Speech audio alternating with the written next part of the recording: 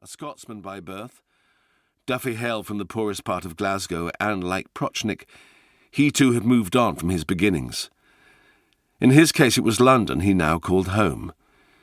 He was the younger of the two men by 11 years, but the difference between them looked closer to 20. Duffy's face carried signs of an eventful life, subtle scars and a broken nose, but he seemed to have kept the energy of his youth. As physically different as the two men were, they had at least a career choice in common. Both were lawyers, even if Duffy didn't look it. He could have been something else entirely, something a lot more physical. Prochnik, though.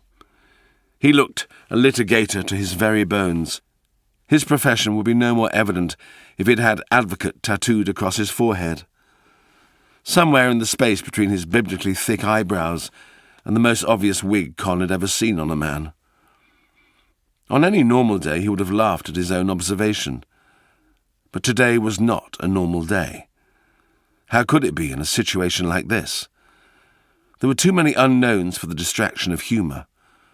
Too many unseen dangers. Con's gaze had drifted back upwards and away from the screen, his paranoia once again taking hold as he questioned why he had agreed to any of this. But before his thoughts could spiral into anxiety again, his focus was dragged back to the moment. What he had been waiting for had finally arrived. Prochnik was smaller in the flesh than Con had anticipated. 5'5" at best. But that was not what stood out the most. Even in the searing heat, he was wearing a blue three-piece suit, so well tailored that it screened both wealth and undernourishment. There was no way the frame beneath the bespoke cotton and wool blend was more than 8 stone dripping wet. The build of a man who was busy working when he should have been eating. Duffy, in contrast, was a little over 6 feet tall and built like a fighter. Dressed in khaki cargo shorts and an aged white T-shirt that carried a faded picture of a famous boxer, he was in better shape than a man in his 50s had any right to be. And he looked even less like a lawyer than he did in his photo. More like the other guy's minder than his partner, Con thought. Their sudden arrival provided a moment of welcome respite, a break from the constant dread Con had been experiencing for days. In that instant of recognition, he had thought about something other than the danger he was in, something more than the risk he was taking.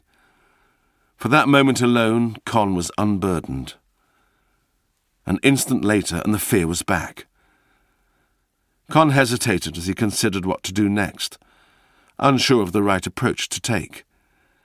Now he was here, the situation was even more alien than he had expected it to be.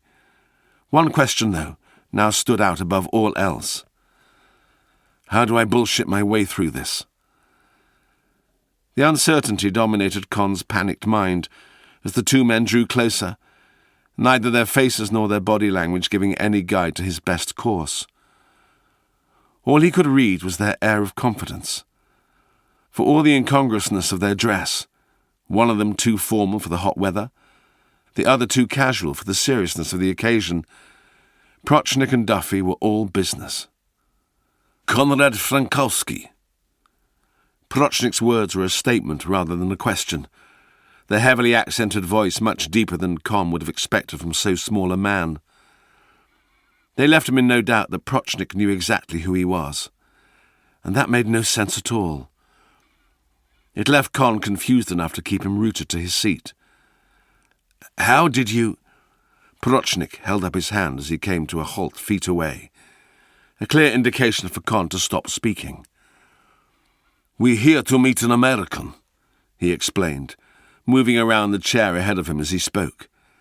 He pointed towards Con's head. "The Yankees cap might as well be a neon sign."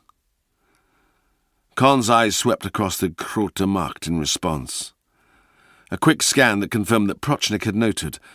As busy as the square was, there was a complete absence of US sportswear. On any other day, Con would have found that fact noteworthy. Grist for those debates about the meaninglessness of a World Series, when no one else in the world takes part.